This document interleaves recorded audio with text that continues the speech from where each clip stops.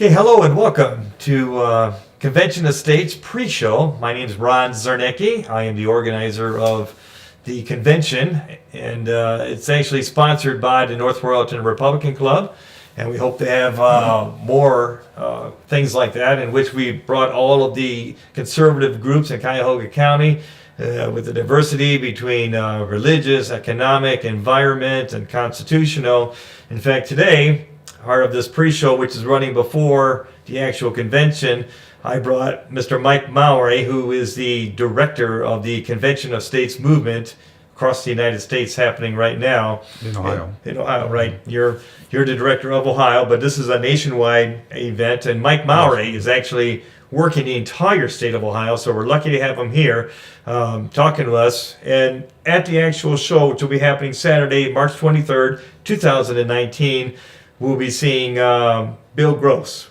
Yeah, Bill Gross has been a volunteer for 4 or 5 years, and unfortunately I had a commitment in Florida, so I could not be there. So Bill is going to be the speaker this coming Saturday. That's super. And he will be at the convention to give you more follow-up on what we're going to talk about today. And basically what we're going to talk about today is why the Convention of States was needed in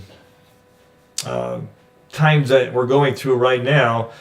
We've got Congress people like Pelosi and Schumer, and been in there for an awfully long time. We've got control now with socialism, which is directing more from the federal and trying to do more at the top. And of course, we all know about fiscal responsibility. So those were the three items, Mike, I believe, that Convention of States is trying to change. Yes, the basis of this is back in 1787 they wrote the Constitution. 2 days before they finished the Constitution, George Mason, one of the framers, made an observation that the amendment process, which was put into place to make sure that the federal government ran smoothly, was set up such that only the U.S. Congress could make amendments. And if we ever needed to have amendments to limit the power of the federal government, if they should become overbearing and overpowering, we need to have the ability for the people in the states to basically propose amendments to bring things back into balance. And so what the Convention of States project is about is basically application of Article 5 in pursuit of putting the federal government back into a limited government as originally intended. And the three things that we are calling for to be allowed to be discussed and proposed at the Convention of the States. Again, this is a convention just for proposing amendments. It still has to go back to the Congress and then back to the states for ratification after the convention to propose is done. Is basically we're talking about proposals that will put fiscal restraints on the federal government, more or less balanced budget type of an amendment. 2 is limit the power and jurisdiction of the federal government, and 3 is to have term limits for federal officials. Okay. We believe that these are 3 things which are causing the national government to have too much power. Right.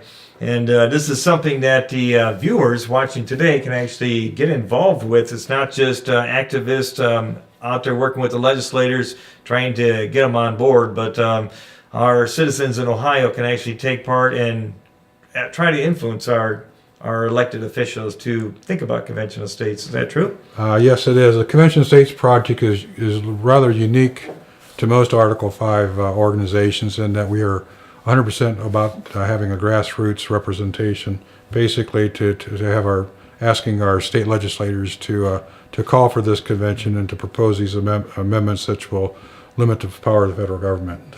In Ohio, we currently have about 50,000 petition signers, a little over 4,000 volunteers on board.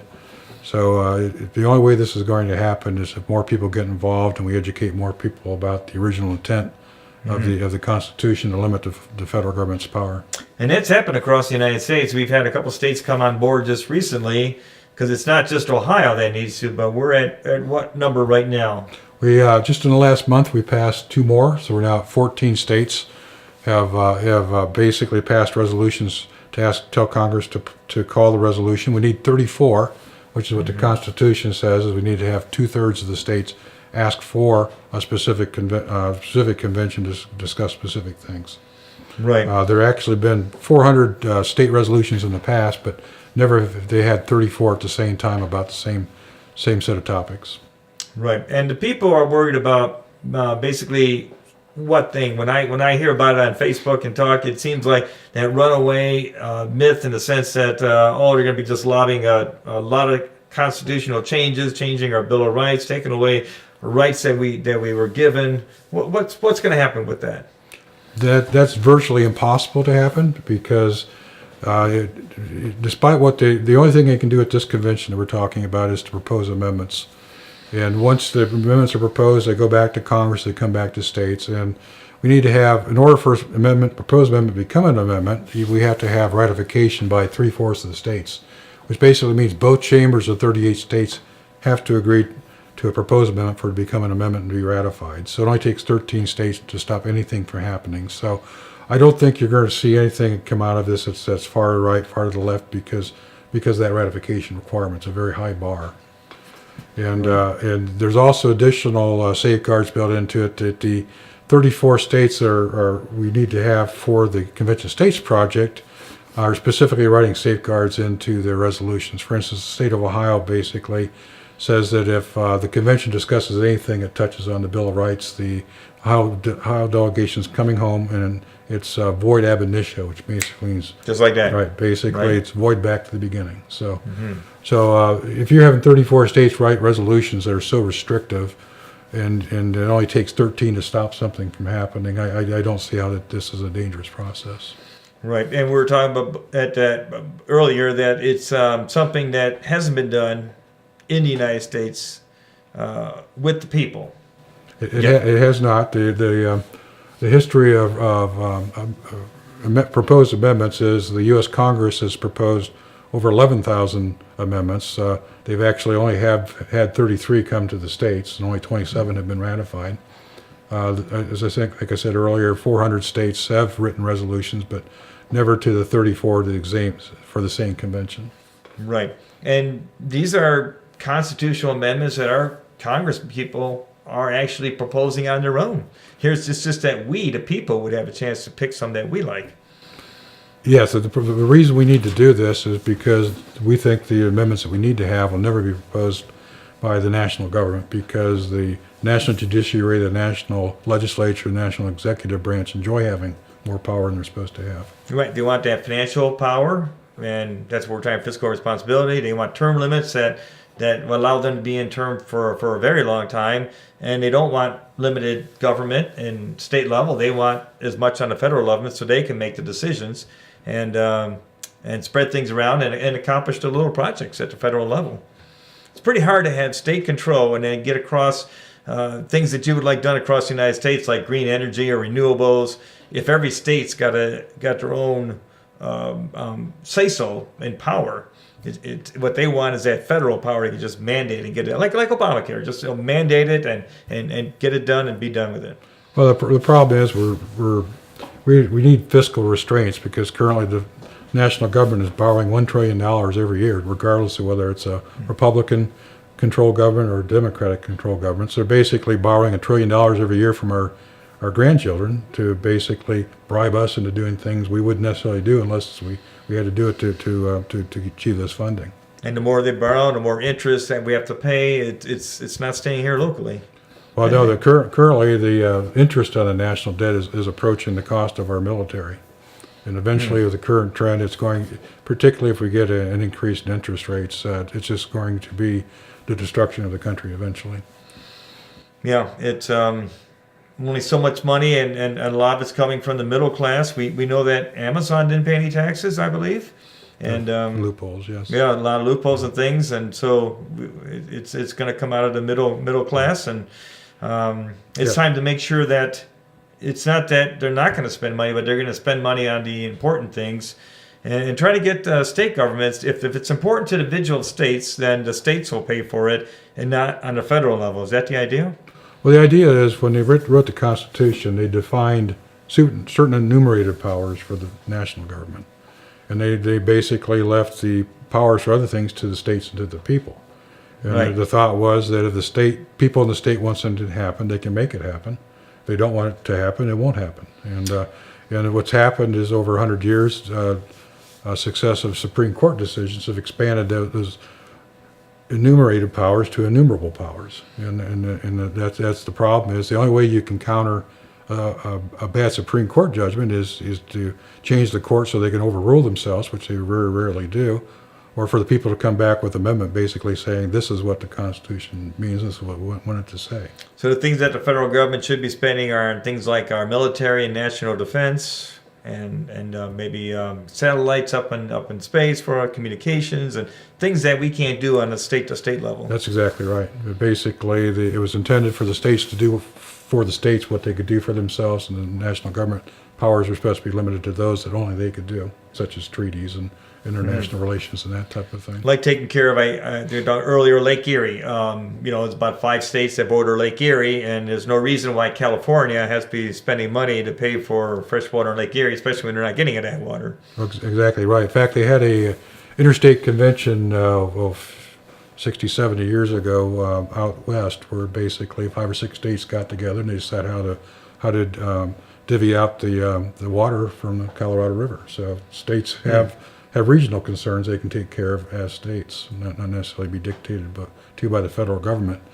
As I mentioned, the 3 things we call for in our resolution is fiscal restraints, limiting the power and jurisdiction of the federal government, and term limits for federal officials. The middle one, limiting the power and jurisdiction of the federal government, is very important because currently we have no way of fighting against the overregulation by the federal government. Currently, every year, regulation in this country is costing us $2 trillion every year.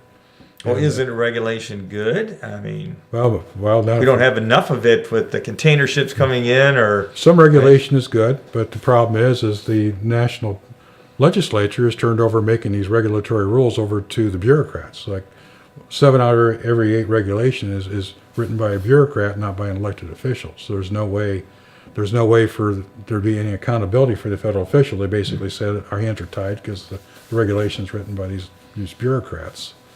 One way I've seen suggested to counter that is there'd be an amendment written that says 25% of the Congress can call for any regulation to be voted upon by a recorded vote by everybody in Congress, and that way congressmen will be on record for how they're voting for a lot of these regulations. Right, and a lot of regulations tend to duplicate themselves, and they duplicate themselves. And the other amendment might be to sunset some of these laws, so that basically laws that maybe made sense or were passed by one Congress have to be approved and revoted upon in a future Congress to make sure that there's accountability for past laws as well. Right, because we all know about these dumb laws on the books that are way old and ridiculous. Well, the filibuster law takes 60 senators to change a law, which sometimes in our eyes would be good, sometimes in our eyes would be bad. But there's no accountability if you need 60 votes to change the laws for the people. They hide behind that filibuster. Yeah, so much to think about, but convention of states isn't that complicated. It's really very simple. We talked about not running away and not over adding amendments to the point where it's just too hard to get through. It's very simple. They propose 3 things and they discuss it, and then it's up to the Congress people to actually vote on that and see if they'll accept it, right? No, the way the process works is basically once you have 34 states that agree to what to call the convention for, Congress calls a convention, and then it comes back to the states. The state legislatures write their own laws in each state how to appoint these delegates to go to the convention. They go to the convention, they deliberate upon what amendments are within the topics that they've been sent to deliberate on, and then they vote on proposed amendments they send back to the Congress. Right. Now the Congress then sends that back to the states for ratification. So basically what they do at the convention is exactly the same thing Congress does. They propose amendments, but they don't make amendments. So another body, being the state legislature or ratifying conventions in each state, are the ones that actually end up doing the ratifying. So they're gonna take the 3 things that convention of states is suggesting, and then tweak them and talk about how they're going to be implemented and different little things like that. Right. Basically, talk about what amendments are within the scope of the topics that we've been sent here for, and they make different amendments over different topics. We actually have a simulated convention we did in Williamsburg about 2 years ago. You can see it on our website. If you want to learn more about the Convention of States project and also sign our petition, you can go to conventionofstates.com. There we have a petition. If you like what you see, you can sign it, and we'll send notification to your state senator, your state house rep that you've signed the petition. And there's also a tab at the top of our website that says resources, where you can learn more, videos and written resource material. And there's a tab called Take Action, where you can go there to see how you can volunteer as either a leader or a volunteer to help us here in the state. And you have lots of activities throughout the year in which you want people to come and meet with their legislators at maybe Columbus and different places, and they can partake in that. Yes, we are attempting to assign a district captain to each House district in the state of Ohio, and we're asking those district captains basically coordinate the volunteers and supporters in their district to lobby their legislator to support this resolution. Would you actually have some open public rallies too at times? Yeah, we have open rallies, and part of we try to do that in local areas in the district as well as occasionally down at the state capitol. Okay, because it's up to you viewers to make this happen for Convention of States. It's not going to help Mike Mowry to just go in there by himself and talk to these legislators. They're going to go with what the constituents want, and your voice has to be heard. So. Yeah, our Convention of States project is about getting the resolution passed, but we also have a second primary responsibility, as we have an outreach to teach people about the Constitution, about Article 5, and how the original intent was for us to have a limited national government. So even after we pass the resolution, we have a purpose to reach out to more and more people. It's going to take more than just the conservatives or the libertarians to get this done. We need to educate more people. People of our age, we had some civics education. We had parents that taught us this, but currently our education system don't teach civics the way it should be taught, or history the way it should be taught. And right. It's up to us to communicate with the younger people, and people that have not received this instruction in the past. Yes, and as this airs before the convention, at the convention there will be a lot of younger people there. We're hoping we can influence with that, and Bill Gross will be there to talk to you and answer any more questions that you may have. But Bill Gross will be speaking. We should have other people manning our information booth. We'll have an information booth with literature you can read, and also the opportunity to sign a petition at the information booth if you would like, or just ask questions that we can answer for you. Right. So if you're hearing on this show on March 23rd, before the convention starts, get down to the convention and see all of the wonderful conservative groups from Cuyahoga County there, and hear the wonderful podium speakers, and be a part of the conservative movement, and start right here with the Convention of States. So I'd like to thank Mike Mowry, and thank you. We'll be having more of this, and don't forget to come to the convention and see what's happening.